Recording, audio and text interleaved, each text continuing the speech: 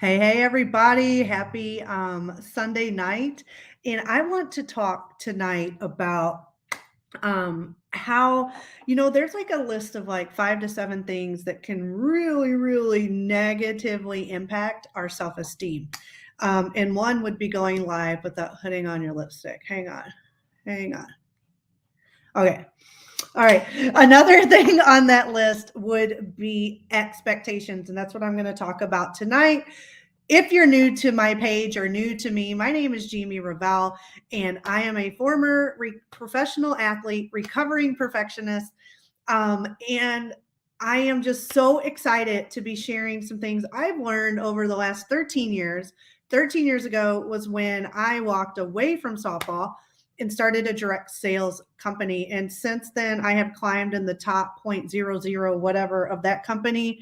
And when people ask me a lot of times, like, how do you do it? What's your success? It has nothing to do with actually, it has to do with systems, skill work ethic, all that stuff. But to go to that next level of just joyfully living and being happy with what you got and who you are, it's self-esteem work. So the hardest work I've done in the last 13 years has been on myself, and I'm hoping to get back with this video. So that is all this is about. If you like what I have to say, I would love it if you would share me with people. If you are watching this on my Facebook business page, which is Jamie Ravel, please share this information. Share away, share me, share me, share me. And if you are on my YouTube channel, please comment and post this to where you might have people that could use this information. Tag someone that you think this could impact their life. So let's talk about expectations. Okay, so expectations can just really, really steal our joy and our self esteem. And so, an expectation is when you are anticipating something looking like X, Y, or Z, or like this, or like that. And what that can do though is when we show up and it's not looking like that, we become unfocused and then focused on the wrong things. We think something's wrong with us. We live in a constant state of trying to fix things and fix people instead of, sorry, I'm itchy, to just showing up ready to take on whatever we are given because we know deep down what our joy and passion is. Okay, so that's a skill. So, where might this manifest in our lives? Well, it could manifest in your marriage. If you're married, marriage. Have you done that there marriage thing? Yeah. Can y'all tell I'm from Kentucky?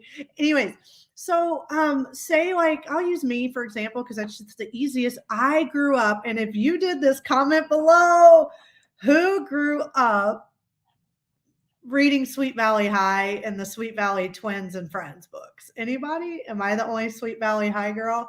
Well, in these books, Elizabeth had a boyfriend, Todd, and I wanted a boyfriend like Todd. And I watched the Disney movies growing up, and that is what I expected love and marriage to look like.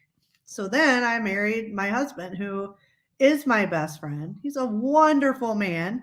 And when I look back on it, some of the times where I've just gotten frustrated, taken out of my place of joy, was when I expected him to act a certain way instead of just showing up grateful and thankful for who he is. That is one way it can manifest. Another place it can manifest in our lives is if we have children and we have an expectation. So I notice I've homeschooled for 3 years, and I have noticed my kids are best on their days when I have no expectations. Now, there are standards, right?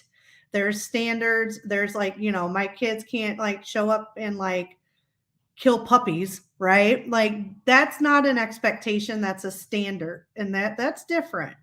But when I show up for my kids and I am just like whatever they bring me, I can handle, the day goes much better.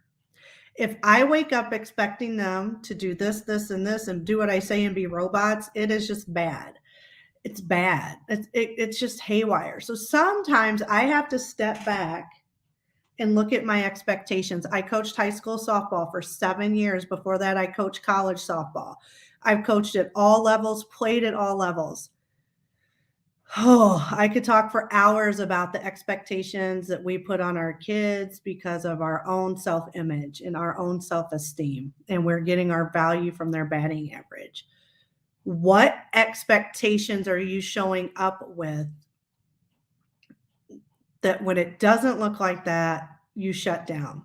If you're a business owner, because I know I have a lot of business owners that follow me, and you have kids or you work out of your home or really not out of your home, anywhere.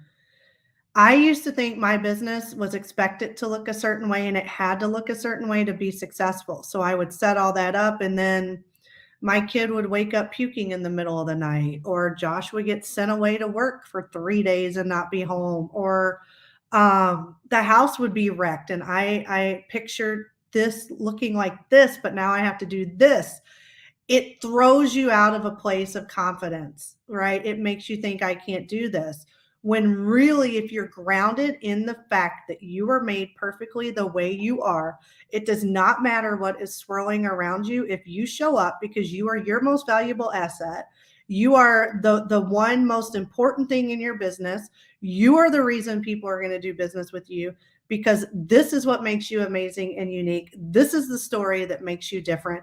This is the impact you can have. The expectations and the things you cannot control do not matter. And that is what I'm trying to do with these Sunday night self-esteems, is get you to that point where you understand that you matter regardless of your past, regardless of your future. What can you do right now to make an impact with the story you've been given, the situation you've been given? And if you keep waiting and expecting for it to look like a different situation, you cannot move and work in the place that God has planted you now, which is where you are now. And your now is where you have your only power is right now. 20 minutes from now, I have no power because it is 20 minutes from now. 2 hours ago, 5 years ago, 2 years ago, I have no power. Right now on this video, talking to you is where my power is. When I log off, right here is my power. This is a tracking sheet for a party I'm working for my business. That is then my power. If I sign off and our fire alarms go off and I can't get to this, that's okay. It's not going to look like I thought it did because my expectations, I do not have to put up expectations to protect myself from my own, what I perceive as my weaknesses. You have no weaknesses. Find your strengths and work in them. Set yourself a standard of excellence, but drop your expectations. Comment below. Let me know tomorrow if this thought process has helped you. Good night. I love you guys. Again, if you like this, please subscribe, like, follow. Help me build my following because I want to take these messages to millions of people and help people. Have a good Sunday.